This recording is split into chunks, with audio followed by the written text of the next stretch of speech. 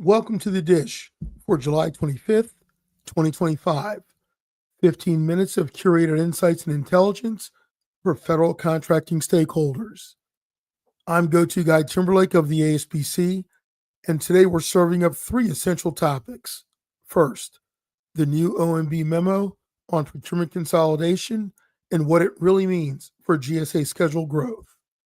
Then, industry veterans and government ones too weigh in on that same memo, looking at different parts and share their concerns about GSA's capacity and agency escape hatches.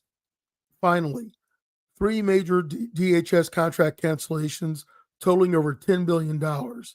It's a clear sign of the administration's GSA OneGov strategy in action. Plus, in our worth noting segment, we'll recognize outstanding contributions to the govcon community. Let's get to it. Last week, the OMB issued a memo on the upcoming procurement consolidation, giving guidance for how it should be done for consolidating the procurement of common goods and services through GSA. Currently, as the memo states, less than 20% of the $490 billion in common spend goes through any GSA vehicle. That's only $78.2 billion during the last fiscal year. The memo establishes two work streams: increased use of centralized contracts and centralization of procurement functions at GSA for suitable requirements. Now, why this matters? Most contractors hear time to get a GSA schedule, when the actuality is the majority of spend has never gone to schedules and most likely still won't. Here's why. Of the nearly $500 billion obligated to the 10 common goods and services categories during fiscal year 2024, DoD accounted for $400 billion of that spend. One of the categories, medical, is already well covered by VA's Federal Supply Schedule program. Another category, facilities and construction, is only partially eligible since construction isn't considered commercial items or services. And MAS only supports commercial goods and services. Since DoD accounts for 80% of the common goods and services, that language creates an opening for DoD to keep buying as they currently do. The memo states lower priority will be given to requirements where economy and efficiency is more difficult to achieve through consolidation, such as for requirements that are similar across agencies, but exact needs differ from one agency to another and may require some customization, or of sufficiently complex or mission-specific nature, where contract performance is likely to involve ongoing engagement between buying and program offices. Here's what you need to know. Don't rush to get a MAS contract based on the memo alone. When you do the math on what's actually eligible for consolidation, removing DoD's $400 billion, medical spending on VA schedules, and non-commercial construction, MAS might see growth from its $52 billion, but not the gold rush that a lot of folks think. In FY 2024, 8 of 70 obligating departments didn't place a single order against MAS. That pattern is likely going to continue. The bottom line from my friend and industry expert Courtney Fairchild at Global Services: if you have an existing MAS contract, beef it up now. Update your special item numbers, labor categories, rates, and points of contact. If you don't have a MAS yet, listen to your customers and get good information related to which customers will actually use it, which won't, and what goods and services truly fit the definition of commercial. Now we're going to take a break and hear from one of our sponsors. This episode of The Dish is sponsored by Elder Research, handcrafting innovative analytics solutions that inform decisions, deliver value, and transform organizations. They're known as the SEAL team of data analytics within their government customers, and they combine rigorous science, statistics, machine learning, and engineering to solve the toughest challenges. When you need analytic models and solutions that are accurate, unbiased, and reliable, Elder Research delivers results you can trust. Learn more about them at elderresearch.com.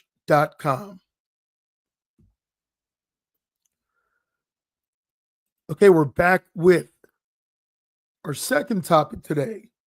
We don't actually have to go far, well, no pun intended, to get to that next topic because we're going to stay within the memo from OMB. So last week on LinkedIn, former OMB Associate Administrator Robert Shea broke down the memo into 4 key requirements. 1, agencies must use existing government-wide contracts first. GSA will leverage category management to identify consolidation opportunities. GSA will absorb more procurement functions with agencies proposing transfers within 60 days, and new accountability measures with performance metrics and service level agreements. Now, here's why this matters. Industry sage Stan Soloway, former Deputy Undersecretary of Defense for Acquisition Reform, raised critical concerns about GSA's capacity to absorb more work given an already overloaded workforce and the memo's decision matrix that provides a giant escape hatch for agencies reluctant to transfer their procurement functions. This echoes a historical pattern. Agencies have resisted consolidation efforts before. Here's what you need to know. The memo resurrects an old approach. Years ago, I wrote on LinkedIn, federal supply schedules were listed in FAR 8.002 as one of the required sources of supply. That meant agencies had to look at the schedule and the other sources first before they could go anywhere else. The question now is whether heading back to that mandatory structure, Soloway's capacity concerns are valid. If GSA can't effectively manage increased volume, the promised efficiencies disappear. Watch for agency pushback and GSA's actual implementation capacity over the next 90 days.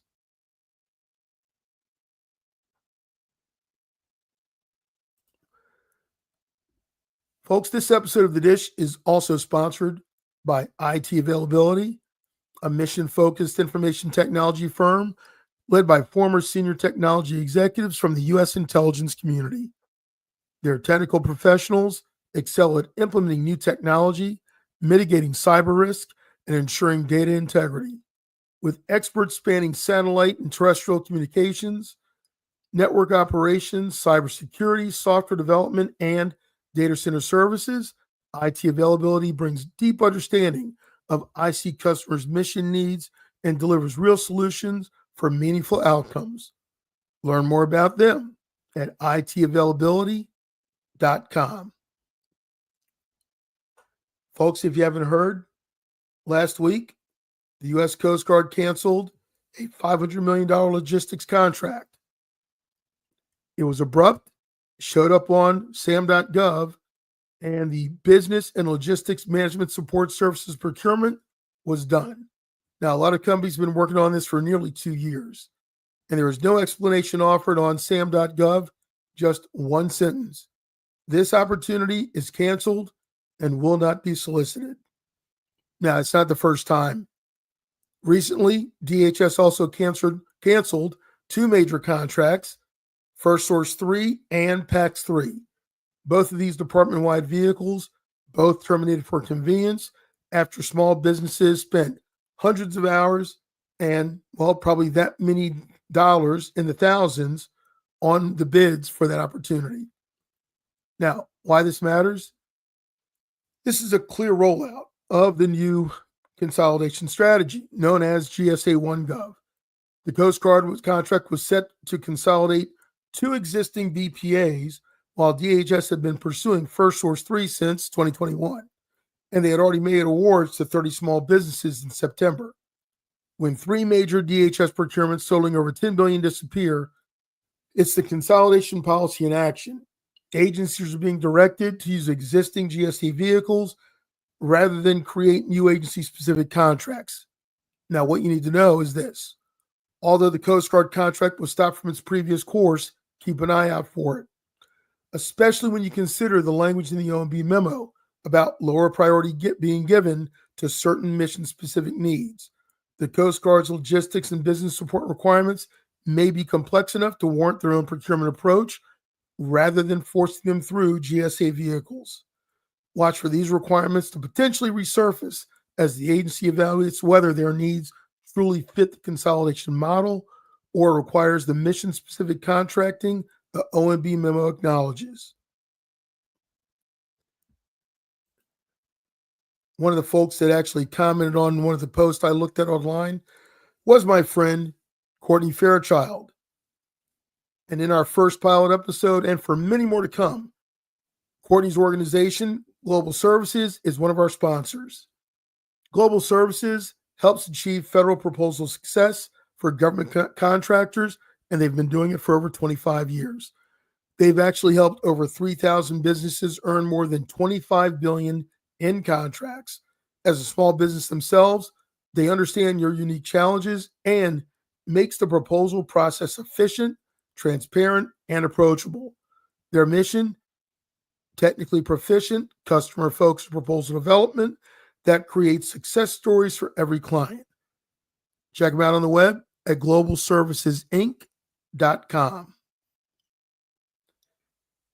Hey, folks, too often there are people and organizations in our industry who are overlooked.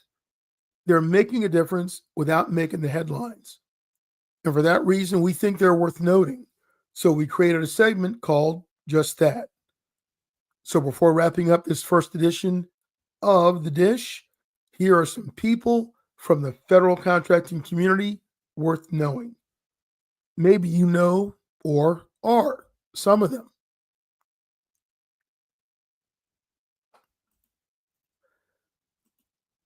First, we want to start with Kendra Dion, CEO of the Hub Zone Contractors National Council.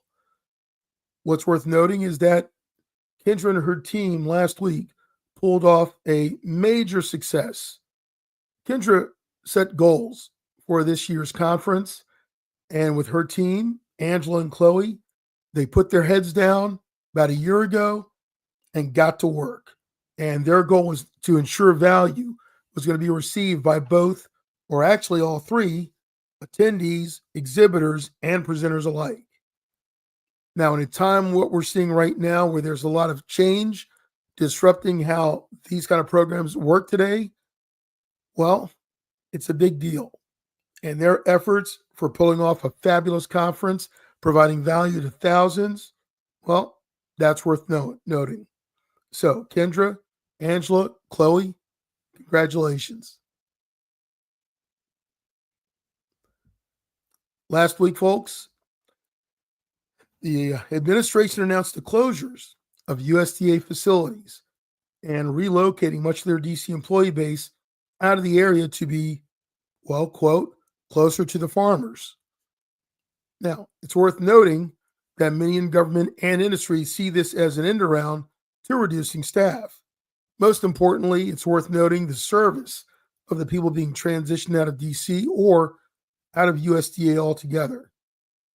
I say the following as the son of a man who was a soldier and then a career federal employee of HHS, dating back to when it was actually HEW HHS. Federal workers traditionally get a bad rap. And the truth is, a majority of them, whether they're civilian or military, are just as committed to doing the right thing for our nation as anyone can possibly be. So, to all the folks at USDA, everyone else government-wide that is either transitioning or still on the job, thank you. Last but not least, it's worth noting the resilience of the GovCon business community. The suppliers and the contractors who stand shoulder to shoulder with federal employees and the military in supporting various missions, including those that put them in harm's way, well, that's worth noting. I've been a part of this community since 1988, supporting missions across civilian, defense, and intelligence agencies. So I understand very, very well exactly what it takes. To all my friends and colleagues out there, maintain the resilience. Hang in there. Your efforts to support the nation are worthy of being noted. Folks, if you know someone doing exceptional work out there in GovCon, send us their story. at the dish at theaspc.org.